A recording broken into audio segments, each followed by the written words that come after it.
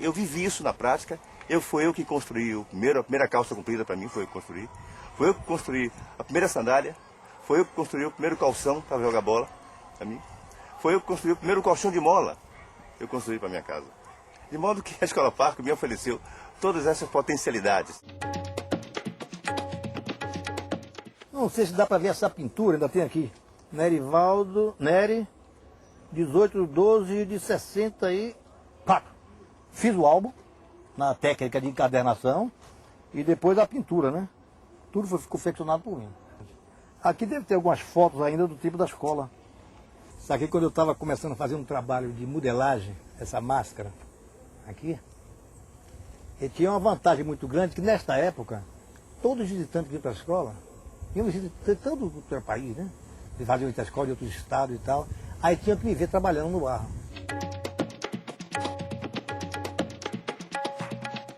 Ele entendia a educação como um espaço onde o espaço tinha que ser generoso. Lá você tem um teatro generoso, você tem uma biblioteca generosa, você tem uma área de convivência generosa, você tem árvores frondosas, isso é fundamental.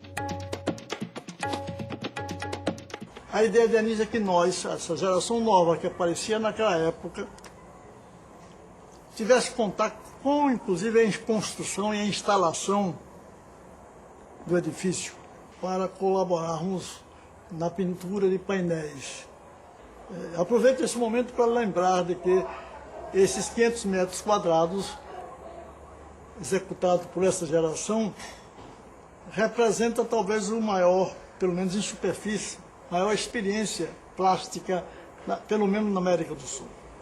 Anísio Teixeira é uma pessoa que fez com que um filho de uma servente da escola, um filho de um motorista, chegasse à situação de médico sem precisar passar por cursos de complementação educacional.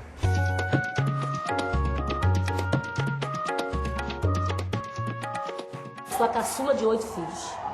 E se a minha mãe não tivesse encontrado na vida o centro, eu não estaria, com certeza, na formação de educadora que estou hoje. Por conta que eu não ia ter condição de custear estudo de qualidade. Porque eu recebi estudo de qualidade. Porque ele me parece, em conversa que tínhamos, que ele tinha a ideia de que, para se ganhar tempo, a educação necessita de se dar o mais avançado do momento ao menos, diria, privilegiado.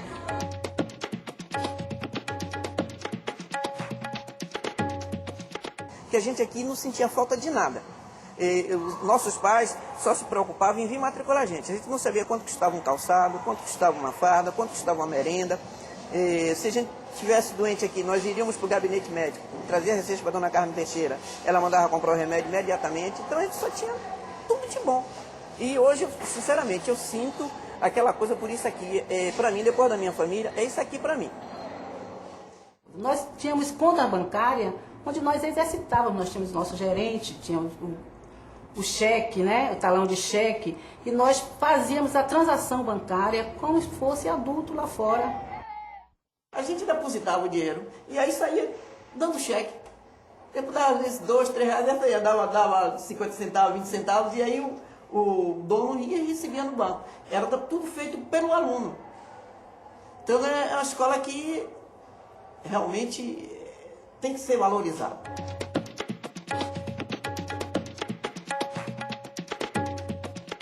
Nós viajávamos muito para fazer concerto, participar de concursos em outras cidades de Salvador. E houve assim a oportunidade, na época, se não me falha a memória, foi em 66, quando houve a inauguração da Sala Cecília Meirelles, no Rio de Janeiro. Ia haver um concurso nacional de coros orfeônicos escolar. E participamos a nível nacional com vários outros corais. Tivemos a oportunidade de americanos nos fotografar, mandar depois, foi a primeira experiência de fotografia colorida, que nós até aquela época não tínhamos a oportunidade de ter, e pra gente foi assim, muito maravilhoso mesmo essa experiência. E tivemos a oportunidade de interagir com outros estados e ver a nossa experiência, e eles ficarem assim maravilhados com o nosso depoimento, como era a nossa escola. Anísio Teixeira já se projeta internacionalmente. A Escola Parque joga Anísio Teixeira em outro patamar. Essa escola ficou conhecida, inclusive, porque a Unesco vinha e filmava a escola para reproduzir em países subdesenvolvidos, entendeu? Até Israel. Israel teve uma ligação enorme com Anísio Teixeira. Dizem que alguns kibbutz tiveram um viés da Escola Parque, entendeu? Meu pai era tão fã, tão empolgado com essa escola, tão agradecido da doutora Anísio e do Dona Carmen Teixeira, que ele compôs um hino para a escola. Com dever a Bahia agradece, grande centro educacional, ao mestre Anísio Teixeira, seu desvelo por nós sem igual. Com a escola nas mãos da sua mais fiel colaboradora, a mola propulsora daquele espaço, sua irmã, a psicóloga Carmen Teixeira, Anísio retorna em 1951 para o Rio de Janeiro. Com a conclusão do governo de Otávio Mangabeira, meu pai recebe um convite de Simões Filho, dono do jornal à tarde aqui no estado da Bahia, que assume o Ministério da Educação, recebe um convite para ir para o Ministério para trabalhar com ele. Eu assumi essas funções de assessoria no Ministério da Educação e de ser o formulador e o organizador do que seria a CAPES. Em 52, ele assume a direção do INEP, então ele vai acumular a Secretaria-Geral da CAPES com a direção do INEP. O INEP é o Instituto Nacional de Estudos Pedagógicos, que foi criado já nos anos 30, 1937. No gabinete do Ministro da Educação e Saúde, realiza-se a posse do professor Anísio Teixeira no cargo de diretor do Instituto Nacional de Estudos Pedagógicos. Técnico dos mais renomados, o professor Anísio Teixeira promete realizar o máximo a fim de que o Instituto Nacional de Estudos Pedagógicos atinja com brilho e segurança sua finalidade.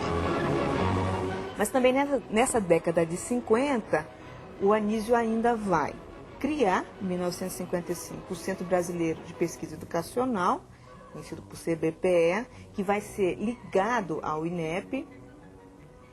E o Centro Brasileiro vai ter vários filhotinhos, né, que são os centros regionais associados ao Centro Brasileiro, né, que tinha por objetivo fazer pesquisas sobre a realidade educacional brasileira.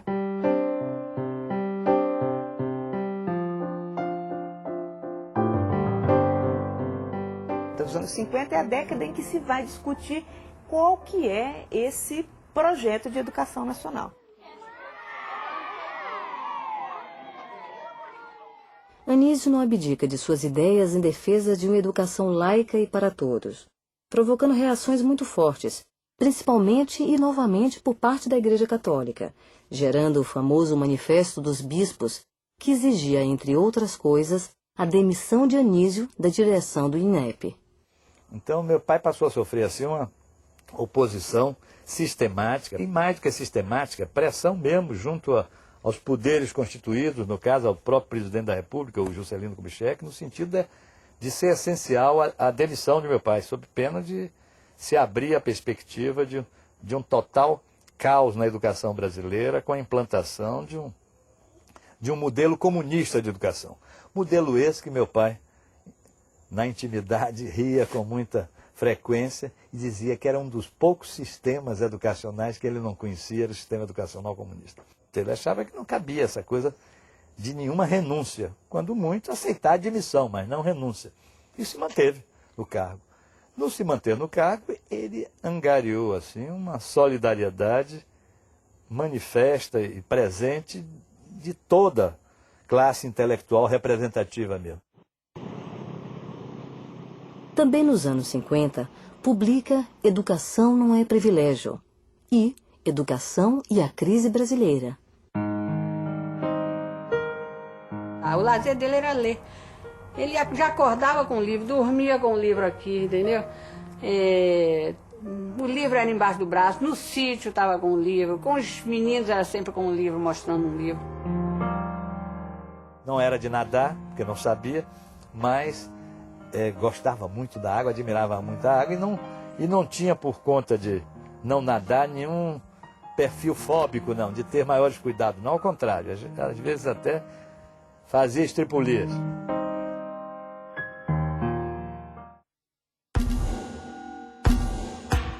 Anísio foi um dos idealizadores, junto com Darcy Ribeiro, do projeto da Universidade de Brasília, a UNB, inaugurada em 1961 no governo de João Goulart. Darcy foi muito importante como o realizador, o impulsionador, o político da construção, e Anísio o responsável pelo estofo e a visão de futuro de uma universidade que aquela universidade teve ao nascer e depois foi, como toda a educação brasileira, levada para os rumos que a ditadura deu a essa mesma educação e que não estavam nem de perto juntos à renovação do processo educativo. Porque a universidade ela foi concebida de uma maneira tão revolucionária, tão transformadora, né? Como se fosse uma Bauhaus, para ter um parâmetro assim, né? Um campo de experimentação, né? Todo o sistema diferente, com créditos, semestres e não um ano letivo, né? Professores que vinham do exterior para dar uma matéria, né? E não por acaso, todo mundo que viveu aquele período ficou com uma marca, né? Como o Demian, né? Do Hermann Hesse, que as pessoas se reconheciam por um sinal na testa. Eu acho que quem passou pela Universidade de Brasília ficou com esse sinal, né, transformador, mais corajoso, mais aberto, mais instigante, né? Em 1963, assume o cargo de reitor e também vai aos Estados Unidos, onde recebe um prêmio da Universidade de Colômbia. É no mínimo curioso o trecho de uma carta sua dessa época ao amigo Péricles Madureira de Pinho.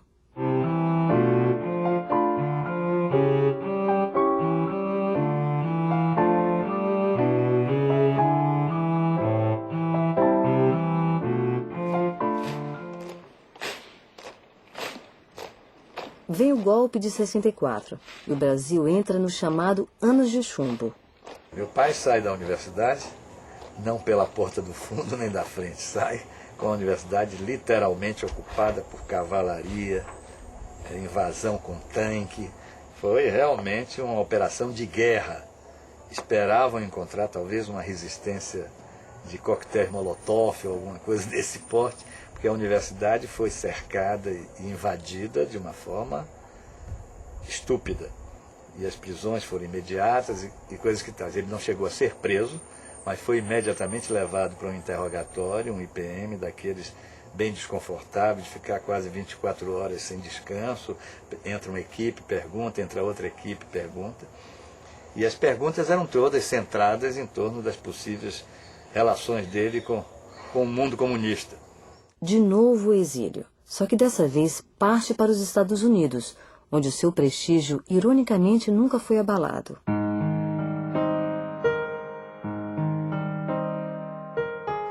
Mais uma vez, meu pai era comunista no Brasil e não era comunista para o FBI. Fica como professor visitante de algumas das mais importantes universidades americanas, a de Colômbia, a de Nova York e a da Califórnia. Então, no caso de Anísio, somando os anos em que ele ia ser padre, a capacidade que ele teve de conceber que não tinha vocação, a abertura intelectual do mesmo, a formação norte-americana, a vivência num país subdesenvolvido, o fez compreender profundamente que essas perseguições faziam parte do processo. E ele não tinha isso de ficar se lamentando nos cantos. Ele ia fazer, ele ia trabalhar, ele ia escrever, ele ia fazer outras coisas.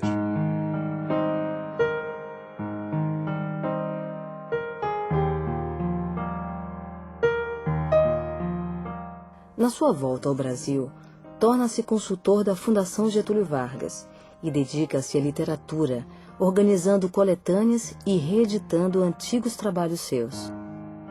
A escrita para Anísio era uma escrita que tivesse Primeiro, a finalidade de permanecer.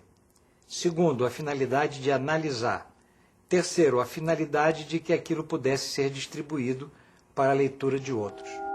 Em 1971, estava envolvido com seu discurso de posse para a Academia Brasileira de Letras, onde ocuparia a cadeira do também baiano Clementino Fraga. A Academia Brasileira tinha a ver com ele como capitão de gravata tem a ver com capitão de fragata, não tinha nada a ver. Mas teria a ver, porque ele teria sido atraído e convencido pelos amigos, por Hermes Lima, por Afrânio Coutinho, por Abigar Renault, por conta disso, de ser na época importante ter alguém como ele entrando na academia. Então ele aceita muito em nome disso, do que ele representava em termos de uma ideia nova, de propostas novas, de propostas com esse, aquele cara, muito mais do que para vestir o fardão e assumir o fardão.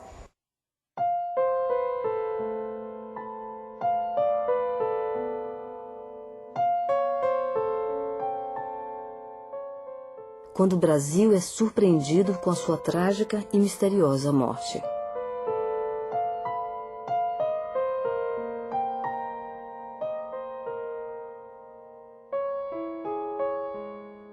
É tão violento para nós, da família, é tão triste imaginar que possa ter ocorrido realmente uma morte pela repressão, né, que ele possa ter sido assassinado, que eu me dediquei à vida, a recuperar essa coisa da obra dele, do trabalho dele, nessa perspectiva. Agora, que a família nunca aceitou a situação dada como sendo de um acidente no elevador, morreu, caiu no fundo do poço do elevador, isso nós sabemos que não é verdade.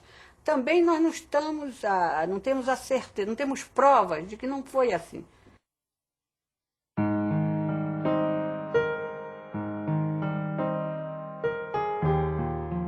O fato de Anísio, que morreu em 1971, até hoje está lido, citado, procurado, buscado, seguido, mostra a sobrevivência, a força das ideias de educação.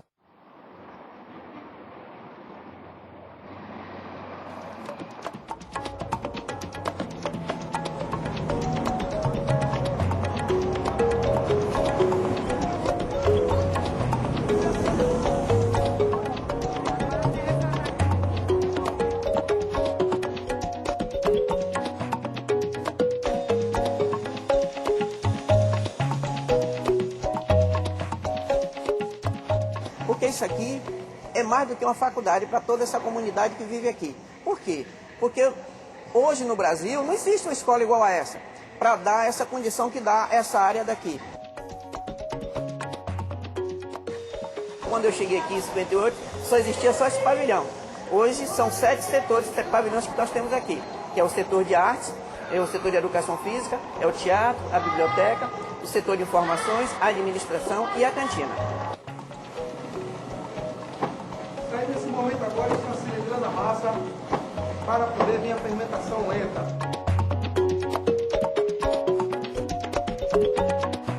Porque o aluno aqui ele tem o quê? Todo o aprendizado, ele tem a merenda, ele tem o almoço, que hoje o aluno chega aqui pela manhã, ele coloca a mochila dele no guarda-volume e vem para fazer as atividades.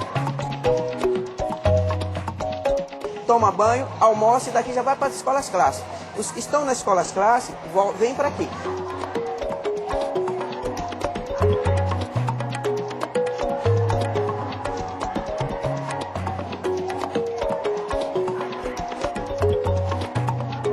Antigamente, essa escola só era toda regida pelo governo federal.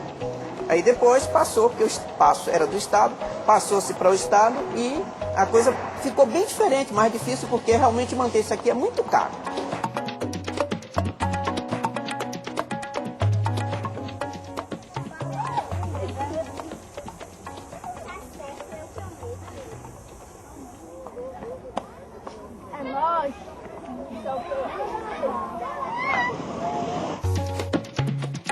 A vida de Anísio foi a vida complexa de um homem capaz de sentir e conhecer o seu tempo, porém pensar adiante dele.